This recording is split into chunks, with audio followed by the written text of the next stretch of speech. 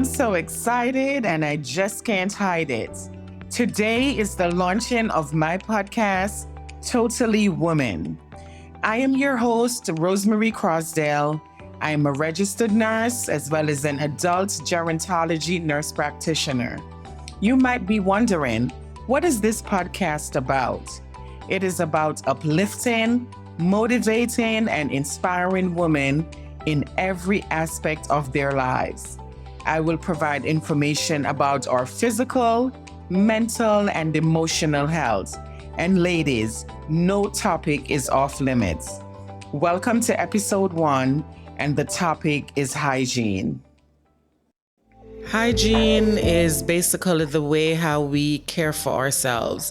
Hygiene is care in different places, keeping our hair, from the hair on our head well groomed.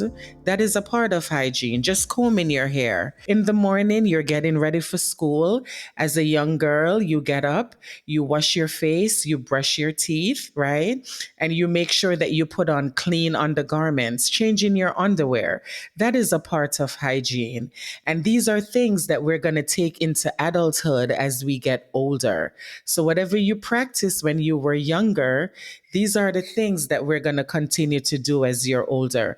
Changing your socks, doing your laundry. These are things that has to do with your overall hygiene. Hygiene is going to be a representation of you. Okay, it's how you present yourself when you're in public. All of these things have to do with your hygiene.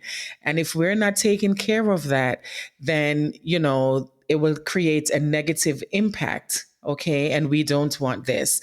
So if we incorporate these things into building our hygiene, then later on, it will also carry over in the way we take care of our overall health. So, just living in New York City alone, New York City is densely populated. Okay, we're in an urban area. We're taking the train. We're in the Ubers. It's densely populated. We're interacting with people at different levels and at different stages.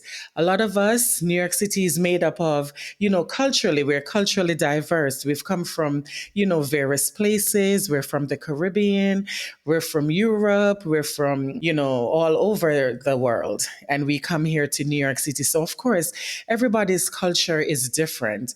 Living in New York City, and even if you weren't living in New York City, I grew up in Jamaica as a young girl, and we practice hygiene where you were taught to take a shower every day, just to clean yourself once a week. Our hair was washed and groomed. And, especially your parents getting you ready for school in the mornings, or however you were raised, it involves some type of hygiene. Sometimes people in the wintertime, because I have friends like that, there are a couple of my friends in the wintertime, they may not take a shower every morning, but sometimes they'll take a shower every night before they go to bed. In the morning when they wake up, they may just brush their teeth and wash their face to get out. Because think about it, you've been sleeping, bacteria pooling in your mouth and stuff overnight. You need to at least make sure that you're brushing your teeth.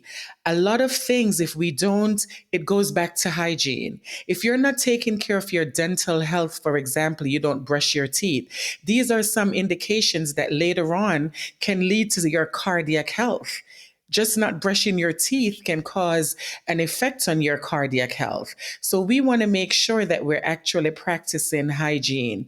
We're in a densely populated area, just washing your hands, taking care of things like that, surfaces that we're touching, riding the trains. A lot of times, if you've been outside and doing anything, when you come home, you want to make sure, because now you're coming to your family. And this is how we bring in diseases and we bring stuff into our home without even being aware of it. So if we're not taking care of our hygiene, we're contributing to the disease process of a lot of things, not only to the well-being of ourselves, but also to our families. It's very important to practice hygiene.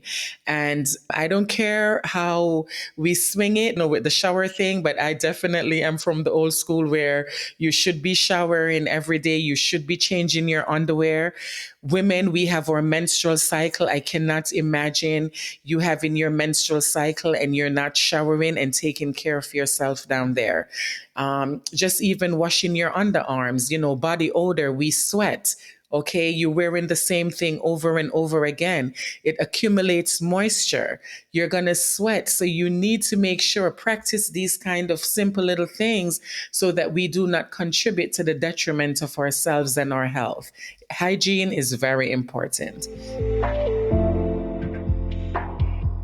But being at a critical point when our bodies are developing is around the time of puberty for us. And that's when we notice that our bodies are just starting to change. All of a sudden, we go to sleep, we wake up, here we go, we have breasts. Our nipples are hurting. We're seeing hair where we never had hair before. And we're looking and we're saying, oh my God, what is happening to me? And this is how it all starts, with our bodies changing. And as a mom, the simplest thing that you can teach your girls, these are normal things that are happening to them. These are things that will happen for them to be able to procreate and have children later on. And this is how the hormones are causing their bodies to go through the different changes. And a lot of times, different girls will experience different things. Sometimes some of these girls may experience even like an overactive sweat glands where they're sweating a lot. Sometimes I remember there, little things like, instead of using traditional deodorant, like just even using some baking powder and stuff like that, was just something simple to put under your armpit to help with odor and to control odor. Also teaching them how to dry themselves and wipe themselves properly, that they're not wiping from the back to the front, but they're wiping from the front to the back so as not to introduce bacteria to their vaginal areas. Little things like that is what we teach our girls. We want to teach our girls, give them a little kit, because sometimes, especially going off to school, they will have their little hygiene packets where it has maybe like a little pad, their hand sanitizer and stuff like that. As moms, and sometimes it's maybe an aunt or whoever is involved in raising that girl, that they're the ones that are explaining these things to them. And sometimes the most important thing that we teach them about is their hygiene, their hair hygiene, as well as their grooming, their nails, changing their undergarments, simple little things like that that we want to tell them, just cutting their nails, keeping them low, having them know that hand washing, just washing their hands. When you take a shower, dry between your nails and stuff like that, so we can minimize moisture. Because sometimes when that happens, they can also have something like they have different areas. Girls are different sizes. Sometimes they may have chafing in areas where they, if they don't dry properly and stuff like that. So these are things that we want to be making sure that we're telling our young girls. We want to tell them about their menstrual cycle, and prepare them so that they'll know that they'll have their sanitary napkins, whatever they need in their bag, so that if they do have an episode at school or when they're on the road, they will have the supplies that they need, so we can give them these little tools, and these things will carry on into adulthood, so that when they get older, they're prepared for, any mishaps that can happen.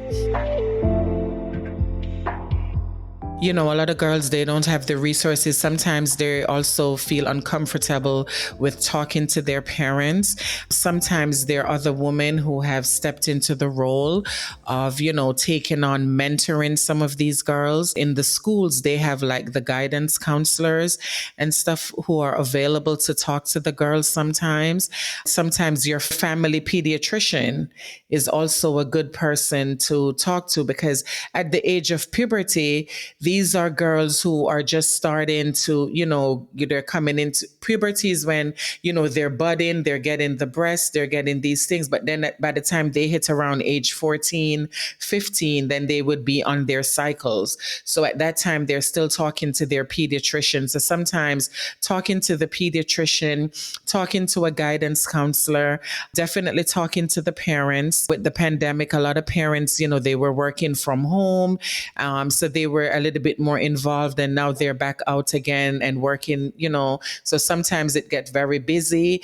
And a lot of kids, they resort to go into Google and go into different internet sites to get information. And sometimes some of these sites will give information that, is not necessarily the right thing at that time for that child. So I would definitely say, the pediatrician and guidance counselors are good resources. I'm also going to look into organizations that be available to give these girls more information about how to go about getting information about their change in bodies, so that we can talk to them and that they can feel comfortable, because this stage is a very fragile stage, and a lot of girls sometimes depend. And so this is a stage where sometimes we notice that our girls, either they're very active or sometimes they're not very active.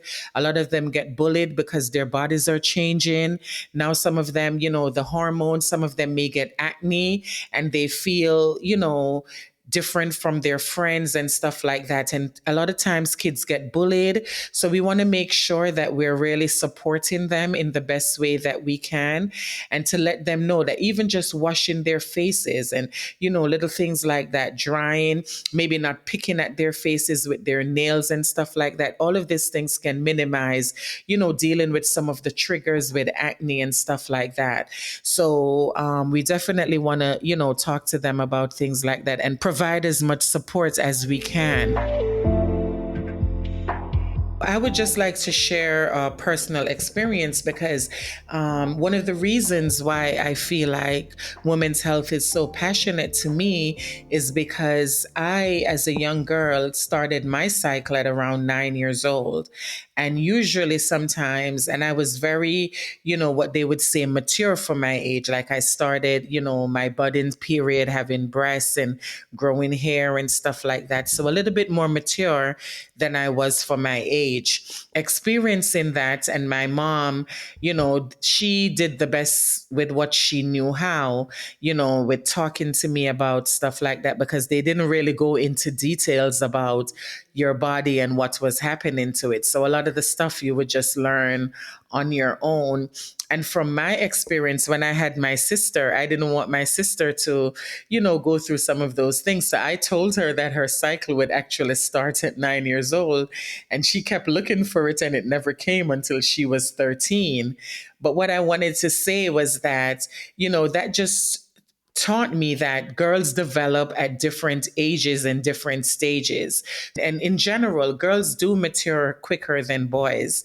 So sometimes, a girl will definitely start on her cycle at 9 years old, or she could start maybe, 10, 11, and you're not expecting her to start at that time. And sometimes when her cycle starts, it may not be where it's coming on a month to month basis, but it may come this month and then a couple of months later until she, start to get a regular cycle. So it probably will be irregular in the beginning. But what I'm trying to share is that, sometimes the age can be very much earlier than we anticipate, and not necessarily when the girl reach like around 14, or, when we expect her to start around menstruation, it could be earlier. So girls will develop at different stages earlier than others. So because of this, we want to make sure that as moms and as caregivers, because it's not only moms who are caring for these girls, it could be caregivers. Sometimes the caregiver is a dad as well. So just to give the information that, girls will develop at different stages. We just want to make sure that we're talking to them and letting them know that these are natural changes that are happening to their bodies, so that they don't feel inferior or feel that because it's happening to them at that stage and it didn't happen to their friend, that something is wrong with them. So we just want to guide them. And that's why I feel that we have to make sure that we're telling them about hygiene and just washing their hands and keeping themselves clean, and how they can learn how to change their pads or their tampons when they actually start on their cycles. I just want to take this opportunity to thank everyone for listening to my first podcast episode. I must say it has been a little nerve-wracking for me, but also very rewarding as well, as I get pleasure from sharing my knowledge of health with you. I pray that it will continue to develop and grow as we both mature and develop in this world of podcasting. Just to recap, today we covered hygiene, definitely taking a shower, brushing your teeth, preparing yourselves as you go out each day will definitely help to minimize the diseases and different things that can happen to us. This will contribute to us being the total woman that we can be. Join me on the next episode where we will be discussing screening and the well visit. Let us continue to motivate, uplift, and inspire each other.